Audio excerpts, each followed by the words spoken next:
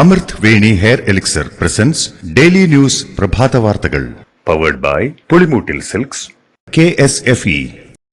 ഈ ആണുങ്ങൾക്ക് മാത്രം എന്താ ഇത്ര അധികം നെറ്റ് കെയറിലും ഹെയർ ലോസ് ഒക്കെ ഉണ്ടാവണേ? ആണുങ്ങളുടെ ഹെയർ ലോസിന്റെ മേജർ റീസൺസ് തന്നെ ഡിഫറെന്റ് ആണ്. സ്കാൽപ്പിലുള്ള 5 ആൽഫ റിഡക്ടേസ് എന്ന എൻസൈം നിങ്ങളുടെ ഹോർമോണുമായി ചേർന്ന് ഹെയർ ഫോളിക്കിൾസിനെ ചുരുക്കുന്നു. Amrut Veni hair elixir for men use ചെയ്യൂ. പുരുഷന്മാർക്ക് വേണ്ടി ബയോടെക്നോളജി പ്രകാരം പ്രത്യേകം ഡെവലപ്പ് ചെയ്തത്. നമസ്കാരം, ഞാൻ ഡേസി ബിജു. ഡെയിലി ന്യൂസിന്റെ പ്രഭാത വാർത്തകളിലേക്ക് സ്വാഗതം. ഇന്ന് ജനുവരി 2 വ്യാഴാഴ്ച. വയനാട് ഉരുൾപൊട്ടൽ ദുരന്ത ബാധിതരെ ഒറ്റഘട്ടമായി തന്നെ 2 ടൌൺഷിപ്പുകളിലായി പുനരധിവസിപ്പിക്കാൻ സർക്കാർ തീരുമാനം. ടൌൺഷിപ്പിന്റെ രൂപരേഖ സർക്കാർ പുറത്തുവിട്ടു. കോട്ടപ്പടി വില്ലേജിലെ നെടുമ്പാല എസ്റ്റേറ്റിലെ 58.5 ഹെക്ടർ ഭൂമിയിലും കൽപ്പറ്റ എൽസ്റ്റൺ എസ്റ്റേറ്റിലെ 48.96 ഹെക്ടർ ഭൂമിയിലുമാണ് മോഡൽ ടൌൺഷിപ്പ് പദ്ധതി നിലവിൽ വരിക. നെടുമ്പാല എസ്റ്റേറ്റിൽ 10 സെന്റ് സ്ഥലത്തും കൽപ്പറ്റ എൽസ്റ്റൺ എസ്റ്റേറ്റിൽ 5 സെന്റ് സ്ഥലത്തും 1000 ചതുരശ്ര അടിയിലുള്ള വീടുകളാണ് നിർമ്മിക്കുക. സ്കൂൾ, ആശുപത്രി, പ്രാഥമികാരോഗ്യ കേന്ദ്രം, വാണിജ്യ കെട്ടിടങ്ങൾ, അംഗൻവാടി, മൃഗാശുപത്രി, മാർക്കറ്റ്, സ്പോർട്സ് ക്ലബ്ബ്, ലൈബ്രറി എന്നിവ ഉൾപ്പെടെയുള്ള സൌകര്യങ്ങളോട് കൂടിയ ടൌൺഷിപ്പ് നിർമ്മിക്കാനാണ് പദ്ധതി. കിഫ്കോണിന്റെ മേൽനോട്ടത്തിൽ ഊരാളുങ്കലിനായിരിക്കും നിർമ്മാണ ചുമതല. 750 കോടി രൂപ ചെലവ് പ്രതീക്ഷിക്കുന്ന പദ്ധതിക്ക് സഹായ സന്നദ്ധതയുമായി 38 സ്പോൺസർമാരും ഉണ്ട്. കേന്ദ്ര സഹായം വീണ്ടും അഭ്യർത്ഥിക്കുമെന്നും വയനാട് ദുരന്ത ബാധിതരുടെ കടങ്ങൾ എഴുതി തള്ളണമെന്നുള്ള കേരളത്തിന്റെ ആവശ്യം വീണ്ടും കേന്ദ്ര സർക്കാരിന് മുന്നിൽ ഉന്നയിക്കുമെന്നും മുഖ്യമന്ത്രി പിണറായി വിജയൻ വാർത്താ സമ്മേളനത്തിൽ വ്യക്തമാക്കി. വയനാട് ദുരന്തത്തിൽ വീട് നഷ്ടപ്പെട്ടവരെയും വാസയോഗ്യമല്ലാത്ത സ്ഥലങ്ങളിൽ താമസിക്കുന്നവരെയും ഒരുമിച്ച് പുനരധിവസിപ്പിക്കും. വീടിരിക്കുന്ന ഭൂമിയുടെ പൂർണ്ണ അവകാശം ഗുണഭോക്താക്കൾക്കായിരിക്കും. പക്ഷേ കൈമാറ്റത്തിന് ചെറിയ നിബന്ധന ഉണ്ടാകും. ജനുവരി 25-നകം ഗുണഭോക്താക്കളുടെ പട്ടിക അന്തിമമാക്കും. അതേസമയം ടൌൺഷിപ്പിനുള്ളിൽ വീട് ആവശ്യമില്ലാത്തവർക്ക് പുറത്ത് വീട് വെച്ച് താമസിക്കാൻ 15 ലക്ഷം രൂപ നൽകും. ഇതേ തുക തന്നെയാണ് വിലങ്ങാട് ഉരുൾപൊട്ടൽ ദുരന്തബാധിതർക്കും നൽകുക. വയനാട് പുനരധിവാസത്തിന് 50-ലധികം വീടുകൾ വാഗ്ദാനം ചെയ്തവരുമായി ആദ്യഘട്ടത്തിൽ മുഖ്യമന്ത്രി കൂടിക്കാഴ്ച നടത്തി. സഹായം സ്വീകരിക്കാനും നിർമ്മാണ പ്രവർത്തനങ്ങളുടെ പുരോഗതി വിലയിരുത്താനും പ്രത്യേക വെബ് പോർട്ടൽ അടക്കമുള്ള സൌകര്യങ്ങളാണ് സർക്കാർ സജ്ജമാക്കുന്നത്.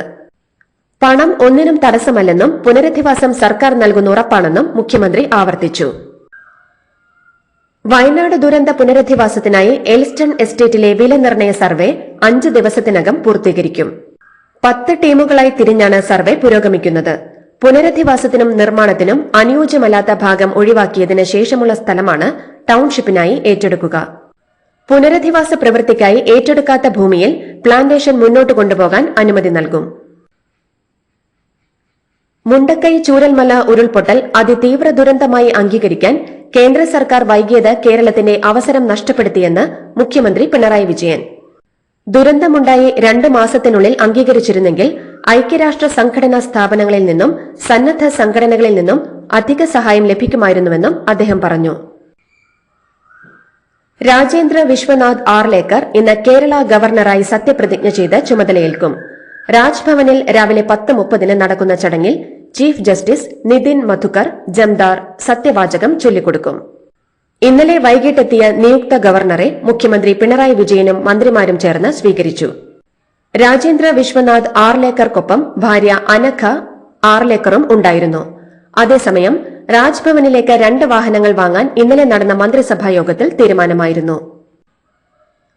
ജലാശയങ്ങളിലും പൊതുസ്ഥലങ്ങളിലും മാലിന്യം വലിച്ചെറിയുന്നവരിൽ നിന്ന് കനത്ത പിഴ ഈടാക്കുമെന്നും ഇത്തരക്കാരെക്കുറിച്ച് വിവരമറിയിച്ചാൽ ഇനി മുതൽ പാരിതോഷികം ലഭിക്കുമെന്നും തദ്ദേശ ഭരണ എക്സൈസ് വകുപ്പ് മന്ത്രി MP രാജേഷ്. ഇത്തരം നിയമലംഘനങ്ങൾ പരിശോധിച്ച് 10,000 രൂപ ശിക്ഷ ഈടാക്കിയാൽ അതിൽ 2,500 രൂപ വിവരമറിയിച്ച ആളിന് ലഭിക്കും. ഫോട്ടോയോ വീഡിയോയോ പൊതുജനങ്ങൾക്ക് 9446700800 എന്ന വാട്സ്ആപ്പ് നമ്പറിലേക്ക് അയക്കാം. ആളെ തിരിച്ചറിയാൻ കഴിയുന്ന വിധത്തിലോ വണ്ടി നമ്പർ തിരിച്ചറിയാൻ കഴിയുന്ന വിധത്തിലോ ആവണം ഇത് അയക്കേണ്ടത്. ഇതിനായുള്ള ക്യാമറ നിരീക്ഷണവും മറ്റ് പരിശോധനകളും കർശനമാക്കാൻ തദ്ദേശ ഭരണ സ്ഥാപനങ്ങൾ ഉൾപ്പെടെ ബന്ധപ്പെട്ട എല്ലാവർക്കും നിർദ്ദേശം നൽകിയിട്ടുണ്ടെന്നും മന്ത്രി അറിയിച്ചു. വലിച്ചെറിയൽ വിരുദ്ധ വാരാചരണത്തിന്റെ സംസ്ഥാനതല ഉദ്ഘാടനം നിർവഹിച്ച് സംസാരിക്കുകയായിരുന്നു അദ്ദേഹം. തിരുവമ്പാടി പാറമേക്കാവ് ദേവസ്വങ്ങളുടെ വേല വെടിക്കെട്ടിന് ഹൈക്കോടതിയുടെ അനുമതി. കേന്ദ്ര വിജ്ഞാപന പ്രകാരം ADM വേലയുടെ ഭാഗമായുള്ള വെടിക്കെട്ടിന് അനുമതി നിഷേധിച്ചിരുന്നു. തുടർന്ന് തിരുവമ്പാടി ദേവസ്വവും പാറമേക്കാവ് ദേവസ്വവും ഹൈക്കോടതിയിൽ അപ്പീൽ നൽകുകയായിരുന്നു. തുടർന്നാണ് ഹൈക്കോടതിയുടെ അനുകൂലമായ വിധി. വെടിക്കെട്ട് നടക്കുമ്പോൾ വെടിക്കെട്ട് പുരയിൽ സ്ഫോടക വസ്തുക്കൾ ഇല്ലെന്ന് ഉറപ്പാക്കണമെന്ന് നിർദ്ദേശിച്ചുകൊണ്ടാണ് ഹൈക്കോടതി അനുമതി നൽകിയിരിക്കുന്നത്. തൃശൂർ ചാവക്കാട് പാലയൂർ പള്ളിയിലെ ക്രിസ്മസ് കരോൾ പോലീസ് തടഞ്ഞ സംഭവത്തിൽ ചീഫ് സെക്രട്ടറിയോട് റിപ്പോർട്ട് തേടി കേന്ദ്ര ന്യൂനപക്ഷ കമ്മീഷൻ. ജനുവരി 15-നകം വിശദമായ റിപ്പോർട്ട് സമർപ്പിക്കാനാണ് നിർദ്ദേശം. BJP തൃശൂർ ജില്ലാ ജനറൽ സെക്രട്ടറി ജസ്റ്റിൻ ജേക്കബിന്റെ പരാതിയിലാണ് നടപടി. കേരളത്തിൽ പച്ചവെള്ളത്തിന് തീ പിടിപ്പിക്കുന്ന വർഗീയതയാണെന്ന് പ്രതിപക്ഷ നേതാവ് വി.ഡി. സതീശൻ.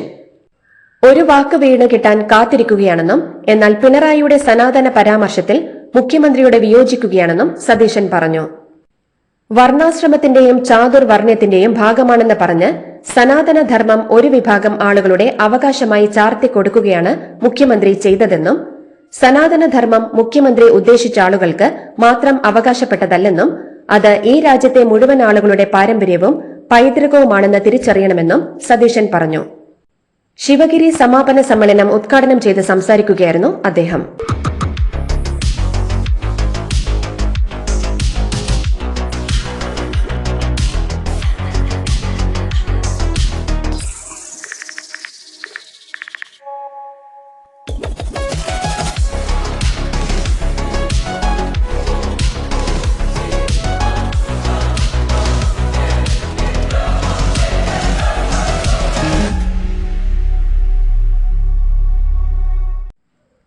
മൃദംഗ വിഷനെതിരെ നടക്കുന്നത് വ്യാജ പ്രചരണമാണെന്ന് പ്രൊപ്പറേറ്റർ M. നികോഷ് കുമാർ. എല്ലാ പണമിടപാടും ബാങ്ക് വഴിയാണ് നടന്നതെന്നും 3.5 കോടി രൂപയാണ് പരിപാടിക്കായി കളക്ട് ചെയ്തിട്ടുള്ളതെന്നും അതിൽ 3.10 കോടി രൂപ ചെലവായി എന്നും നികോഷ് കുമാർ വ്യക്തമാക്കി. 390 രൂപയുടെ സാരി 1600 രൂപയ്ക്ക് നൽകിയിട്ടില്ലെന്നും 2900 രൂപയാണ് പരിപാടിയിൽ പങ്കെടുക്കാനായി ഒരാളിൽ നിന്ന് വാങ്ങിയതെന്നും അതിലാണ് സാരി നൽകിയതെന്നും 24 ലക്ഷം രൂപ ഗിന്നസ് വേൾഡ് റെക്കോർഡിന് കൈമാറിയെന്നും അദ്ദേഹം വ്യക്തമാക്കി.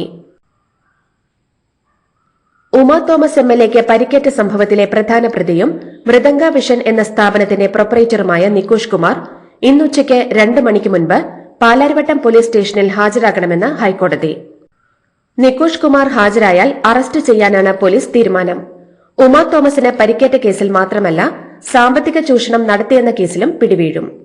ഹാജരായില്ലെങ്കിൽ കണ്ടെത്തി പോലീസിന് അറസ്റ്റ് ചെയ്യാമെന്ന് ഹൈക്കോടതിയും വ്യക്തമാക്കി. ഗിന്നസ് റെക്കോർഡിന്റെ പേരിൽ നടന്ന കൊച്ചിയിലെ നൃത്ത പരിപാടിക്കിടെ ഉമാ തോമസ് MLAക്ക് പരിക്ക് പറ്റിയ സംഭവവുമായി ബന്ധപ്പെട്ട് നഗരസഭ ഹെൽത്ത് ഇൻസ്പെക്ടർക്ക് സസ്പെൻഷൻ. ഹെൽത്ത് ഇൻസ്പെക്ടർ MN നിതയ്ക്കെതിരെയാണ് നടപടി.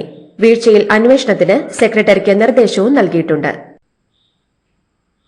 കമ്മ്യൂണിസ്റ്റ് പാർട്ടിക്ക് നിരക്കാത്ത ഒരുപാട് പ്രവണതകൾ ഇപ്പോൾ തലപൊക്കിയിട്ടുണ്ടെന്നും പണത്തോടുള്ള ആർത്തി മൂത്താൽ കമ്മ്യൂണിസ്റ്റ് ആശയങ്ങളും സ്വന്തം കർത്തവ്യങ്ങളും മറന്നുപോകുമെന്നും CPI സംസ്ഥാന സെക്രട്ടറി ബിനോയ് വിശ്വം. ഭിന്നിപ്പുകൊണ്ട് നാം എന്ത് നേടിയെന്ന് കമ്മ്യൂണിസ്റ്റ് പാർട്ടി ചിന്തിക്കേണ്ട സമയമാണിതെന്നും ബിനോയ് വിശ്വം പറഞ്ഞു. കണ്ണൂരിൽ സ്കൂൾ ബസ് നിയന്ത്രണം വിട്ടുമറിഞ്ഞ് വിദ്യാർത്ഥിനി മരിച്ചു.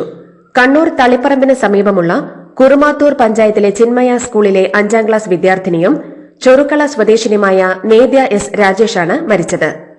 ബസ്സിലുണ്ടായിരുന്ന 18 കുട്ടികൾക്കും ഡ്രൈവർക്കും പരിക്കേറ്റിട്ടുണ്ട്.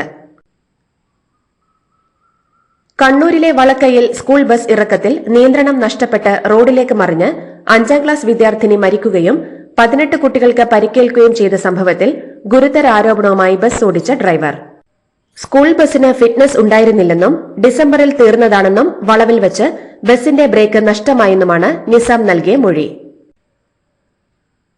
സംസ്ഥാനത്ത് ക്രിസ്മസ് പുതുവത്സര മദ്യവിൽപ്പനയിൽ വൻ വർധനയെന്ന് റിപ്പോർട്ട്. 712.96 കോടി രൂപയുടെ മദ്യമാണ് ചൊവ്വാഴ്ച വരെ വിറ്റത്.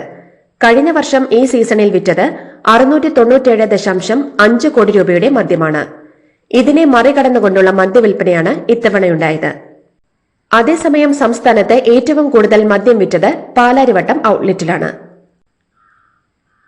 കേരളത്തിലെത്തുന്ന സഞ്ചാരികൾക്ക് ശ്രീനാരായണ ഗുരുവിന്റെ ആശയങ്ങൾ പകർന്നു നൽകാൻ മൈക്രോ സൈറ്റ് രൂപീകരിക്കുമെന്ന് ടൂറിസം വകുപ്പ് മന്ത്രി PA മുഹമ്മദ് റിയാസ്. ശിവഗിരി തീർത്ഥാടനവുമായി ബന്ധപ്പെട്ട വിദ്യാർത്ഥി യുവജന സമ്മേളനത്തിലാണ് മന്ത്രിയുടെ പ്രഖ്യാപനം. കേരളത്തിൽ സ്കിൻ ബാങ്ക് വരുന്നു.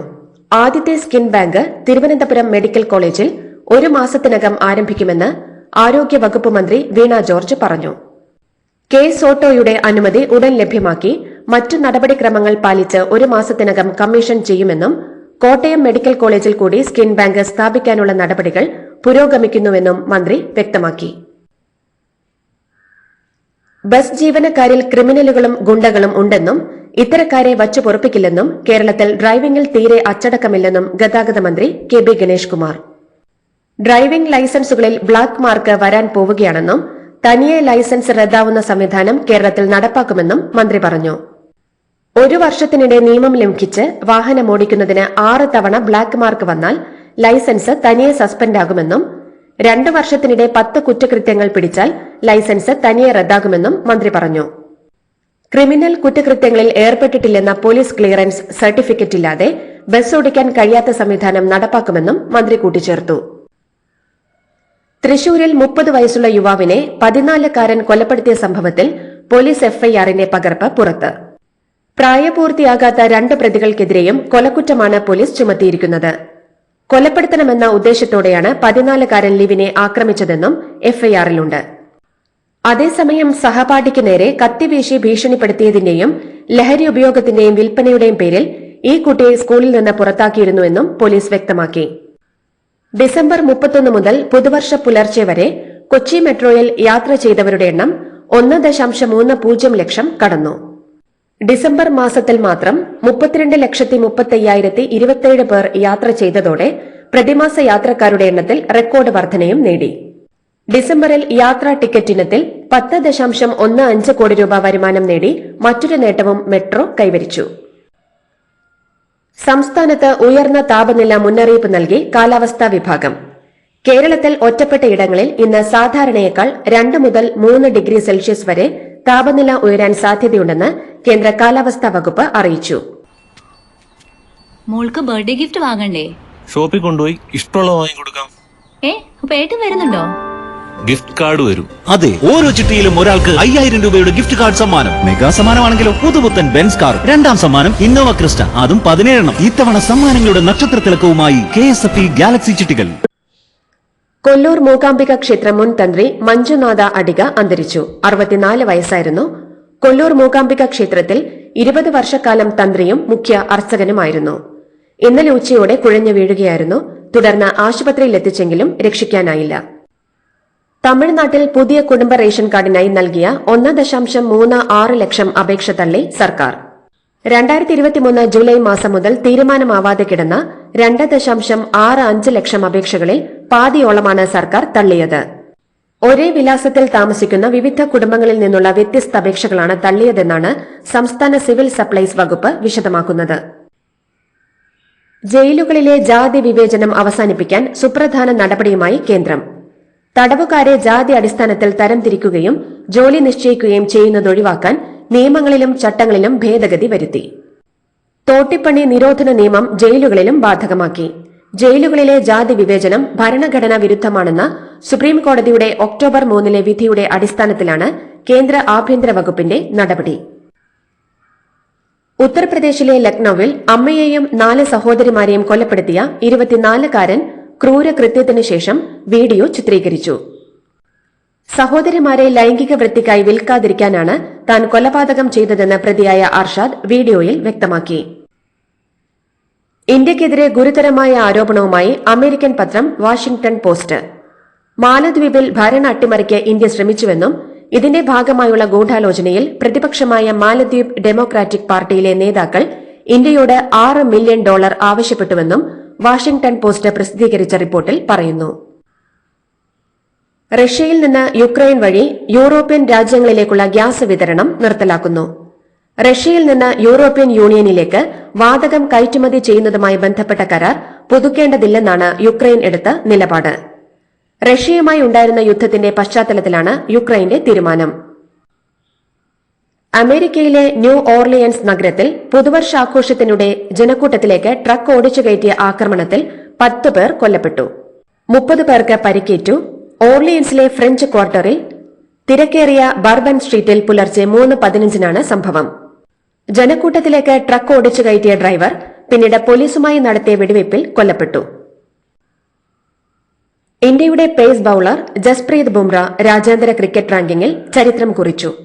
കഴിഞ്ഞ വർഷത്തിൽ നടത്തിയ മിന്നും പ്രകടനത്തിന്റെ അടിസ്ഥാനത്തിൽ ഒരു ഇന്ത്യൻ ബൌളർ നേടിയ എക്കാലത്തെയും ഉയർന്ന റേറ്റിംഗ് പോയിന്റോടെ റാങ്കിങ്ങിൽ 1ാം സ്ഥാനം നിലനിർത്തിയിരിക്കുകയാണ് ബുംറ. 907 റേറ്റിംഗ് പോയിന്റുമായാണ് ബുംറ ICC ടെസ്റ്റ് ബൌളർമാരുടെ പട്ടികയിൽ 1ാം സ്ഥാനത്ത് ഉള്ളത്. ഇന്ത്യൻ ബൌളർ R അശ്വിനായിരുന്നു ഇതുവരെയുള്ള ഉയർന്ന റേറ്റിംഗ് പോയിന്റ്. 2024 ടെസ്റ്റ് ക്രിക്കറ്റിൽ 71 വിക്കറ്റുകളാണ് ബുംറ സ്വന്തമാക്കിയത്. ഇതോടുകൂടി ഡെയിലി ന്യൂസിന്റെ ഇന്നത്തെ പ്രഭാത വാർത്തകൾ സമാപിക്കുന്നു. ഡെയിലി ന്യൂസിന് വേണ്ടി വാർത്തകൾ വായിച്ചത് Daisy Biju. Daily news live .in വാർത്തകൾ വിരൽ തുമ്പിൽ.